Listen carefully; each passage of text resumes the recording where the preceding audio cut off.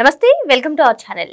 AP IT విద్యాశాఖ మంత్రి నారా లోకేష్ రాష్ట్రంలో ఎక్కడ ఏ సమస్య ఉన్నా ట్విట్టర్ ద్వారా చిన్న సందేశం ఇస్తే చాలు వెంటనే అందుబాటులోకి వస్తారు.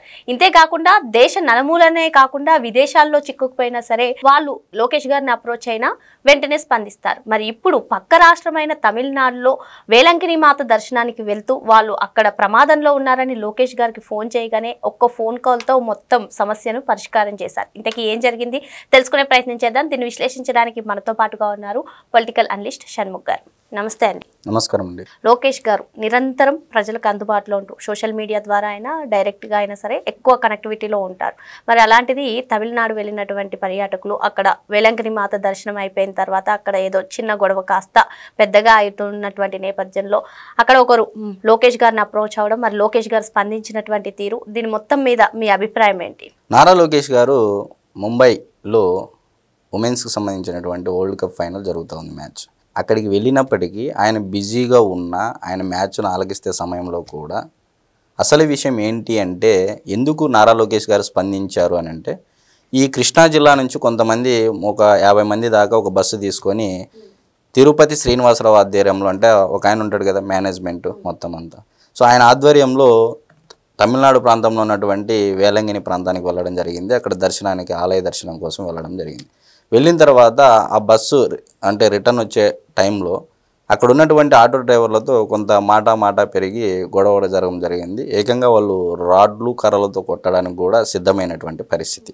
మరి ఇటువంటి పరిస్థితుల్లో అక్కడ ఉన్నటువంటి ఒక ఆయన కొడాలి విజయ్ కుమార్ అనేటువంటి వ్యక్తి, అతని ద్వారా నారా లోకేష్ గారు కొంతమంది అంటే ఆయన టీంను సంప్రదించడం, ఏకంగా నారా లోకేష్ గారికి ఈ టీం చెప్పడము, నారా లోకేష్ గారు మ్యాచ్లో ఉన్నప్పటికీ కూడా ఆయన ఏకంగా తమిళనాడు రాష్ట్ర ఉప ముఖ్యమంత్రి అయినటువంటి ఉదయనిధి స్టాలిన్కి ఫోన్ చేయడము, ఆయన అంతటితో ఆగలేదు. సో నారా లోకేష్ గారు ఈరోజు దక్షిణ భారతదేశంలో కాదు దేశంలోనే అతి ఫాస్ట్ అండ్ గ్లోరియస్ ఎమర్జ్ అవుతున్నటువంటి యువ నాయకుల్లో ఫస్ట్ ప్లేస్లో ఉన్నటువంటి వ్యక్తి నారా లోకేష్ గారు. మరి ఇంత బిజీగా ఉన్న టైంలో కూడా ఆయన పర్సనల్ టైంలో కూడా రాష్ట్ర ప్రజల పట్ల ఒక సమస్య తన దగ్గరికి వస్తే ఏ స్థాయిలో స్పందిస్తారు అనేదానికి ఒక నిదర్శనంగా మనం చెప్పచ్చు. మరి ఈ ఉదయనిధి స్టాలిన్ అందరితో ఆగారా? మరి చేసినది ఎవరు? దేశంలోనే అతి ఫాస్ట్గా ఎమర్జ్ అవుతున్నటువంటి నారా లోకేష్. మరి ఆయన నుంచి కాల్ వచ్చిన తర్వాత ఆయన ఏకంగా డీజీపీకి చెప్పడం, డీజీపీ కాస్త ఐజీకి చెప్పడం, ఐజీ కాస్త ఎస్పీకి చెప్పడం, ఎస్పీ కాస్త డిఎస్పీకి చెప్పడం, డిఎస్పీ కాస్త ఎస్ఐకి చెప్పి ఆ బస్సు ఎక్కడైతే ప్రయాణం రిటర్న్ మొదలైందో అక్కడి నుంచి దాదాపు ఎస్ఐ ఆధ్వర్యంలో 30 కిలోమీటర్ల దాకా రక్షణగా నిలిచి తిరుగు ప్రయాణానికి రక్షణగా నిలిచారు తమిళనాడు ప్రభుత్వం. దీనికి ధన్యవాదాలు కూడా చెప్పడం జరిగింది. మరి ఈ స్థాయిలో ఎక్కడైనా మనం చూసామా స్పందన? ఇదే కాదు, గల్ఫ్ బాధితులైన, మరి అదేవిధంగా నేపాల్లో చిక్కుకున్నటువంటి తెలుగు వాళ్ళకైనా, మరి విదేశాల్లో కువైట్ కానీ సంబంధించి సౌదీలో కానీ బాధితులు కానీ, ఈవెన్ ఆర్థిక సహాయం కావాలి అని వైఎస్ఆర్సీపీ పార్టీ వాళ్ళు కూడా ట్వీట్ చేసినా సరే కులాలకు అతీతంగా, మతాలకు అతీతంగా, ప్రాంతాలకు అతీతంగా, రాజకీయాలకు అతీతంగా అతి ముఖ్యంగా మనం చెప్పుకోగలి. మరి ఇవన్నీ మనకు ఎందుకు వస్తూ ఉన్నాయని, ఈయన ఎందుకు అంత తొందరగా స్పందిస్తున్నాడు అంటే, సో ఆయన వ్యక్తిత్వం గురించి కూడా మనం ఖచ్చితంగా చెప్పుకోవాల్సినటువంటి అవసరం ఎంతైనా ఉంది.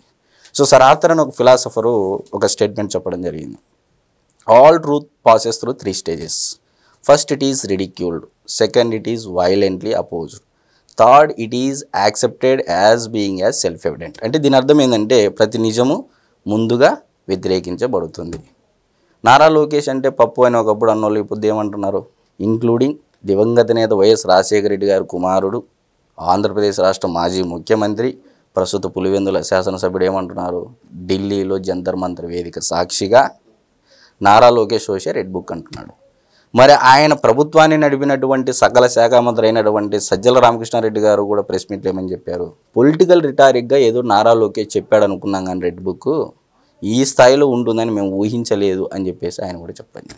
జోగి రమేష్, వల్లభనేని వంశీ, కొడాలి నాని అంటే అక్రమాలకు అవినీతికి ఏ విధంగా అయితే శిక్షిస్తూ పోతా ఉన్నాడో, దుష్ట శిక్షణ శిష్ట రక్షణ అనే ఈ పదానికి అర్థం చెప్తూ పరిపాలన చేస్తున్నటువంటి వ్యక్తి నారా లోకేష్.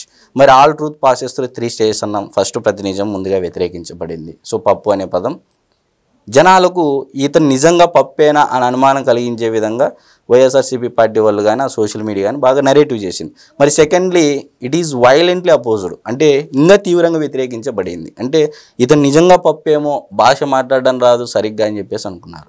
యువగలం పాదయాత్రకు ముందు, యువగలం పాదయాత్ర తర్వాత అనే అధ్యాయం నారా లోకేష్ గారి చరిత్రలో ఖచ్చితంగా లిఖించబడుతుంది అనేది మనం ఖచ్చితంగా చెప్పొచ్చు. మరి దీని తర్వాత ఈరోజు ఏమైంది?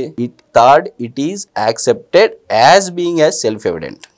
తనకు తానే సాక్షిగా ఈరోజు తనకు తానే నిరూపించుకుంటూ, నేను పప్పు కాదండి, నాకు అవకాశం ప్రజలు ఇచ్చిన ఎడల నిప్పుగా మారి దుష్ట శిక్షణ శిష్ట రక్షణ చేయగలుగుతాను అని చెప్పేసి ఈరోజు తమిళనాడులో జరిగినటువంటి వేదిక సాక్షిగా మనం చెప్పచ్చు. ఇక్కడ ఇంకో అంశం అండి, ఇప్పుడు సొంత రాష్ట్రంలో మొత్తం పోలీస్ వ్యవస్థనే కదిలించవచ్చు, కానీ ఒక్క ఫోన్ కాల్ ద్వారా పక్క రాష్ట్రం అయినటువంటి మీరు చెప్పినట్టుగా డిప్యూటీ సీఎంకి ఫోన్ చేయడం, మరి డీజీపీ స్థాయి నుంచి కింద ఎస్ఐ స్థాయి వరకు అంతా పోలీస్ వ్యవస్థ కదలడం ఏంటి?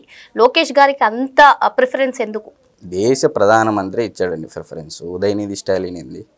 ఇప్పుడు అతను ఫోన్ చేసిండేది ప్రజల సమస్య మీద. ఈ ఇష్యూ సాల్వ్ చేస్తే తమిళనాడు ప్రభుత్వానికి మంచి పేరే, ఆంధ్రప్రదేశ్ రాష్ట్ర ప్రభుత్వానికి మంచి పేరే, తద్వారా దక్షిణ భారతదేశంలో ఉన్నటువంటి రాష్ట్రాలకు మంచి పేరే. ఆయా రాష్ట్రాల్లో ఉన్నటువంటి రాజకీయ పార్టీలు కూడా ఓకే, ప్రతిదీ రాజకీయం చేయాలనుకోవట్లేదు, రాజకీయాలకు అనుగుణంగా ఈరోజు ప్రజల కోసమే రాజకీయాలు అన్నట్టుగా ఈ రెండు రాష్ట్ర ప్రభుత్వాలు ముందుకెళ్తున్నాయని ఒక మెసేజ్ అయితే జనాలు, అందులో అతి తొందరలో 6 నెలల్లోనే తమిళనాడు ఎన్నికలు రాబోతూ ఉన్నాయి. ఇటువంటి సమయంలో ఈ పరిణామం కూడా ఆ రాష్ట్ర ప్రభుత్వానికి చాలా ఉపయోగపడుతుంది. ఎందుకంటే పక్క రాష్ట్ర ముఖ్యమంత్రి కొడుకు ఐటీ శాఖ మంత్రి, మరి దేశంలో అతి ఫాస్ట్గా ఎమర్జ్ అవుతున్నటువంటి నాయకుడు కాల్ చేస్తే ఈరోజు అక్కడ కూడా తెలుగు వాళ్ళు దాదాపు 30 నుంచి 40 లక్షల మంది సెటిలర్లే ఉన్నారు. మరి వాళ్ళ ఓట్లు కూడా అవసరమే. రేపు రాబోయే రోజుల్లో 2-3 నెలల్లో అక్కడ కూడా తమిళనాడులో కూడా ఎలక్షన్ ప్రచారానికి నారా లోకేష్ గారు కూడా వెళ్ళనున్నట్లు అంతర్గత సమాచారం. అంటే ఈరోజు దేశ ప్రధానమంత్రి ఒక 2 గంటల సమయం కేటాయించాడండి. ఈరోజు బీజేపీ, భారతీయ జనతా పార్టీ 1978 సంవత్సరంలో పుట్టింది. ఈ బుద్ధుడికి స్టిల్లు అటు వాజ్పేయి గారి హయాంలో కానీ, ఈరోజు మోడీ షా ద్వయంలో కానీ, వాజ్పేయి అద్వానీ ద్వయంలో కానీ ఎవరికైనా ఒక రాజకీయ పార్టీ నాయకుడికి, అందులో అతి ప్రాంతీయ పార్టీ నాయకుడికి, ఒక మంత్రిగా ఉన్నటువంటి వ్యక్తికి మాత్రము 2 గంటల సమయం ఒక ప్రధానమంత్రి కేటాయించిన దాఖలాలు దేశ చరిత్రలో ఎక్కడైనా ఉన్నాయా? I'm asking straight question. So answer is say big no.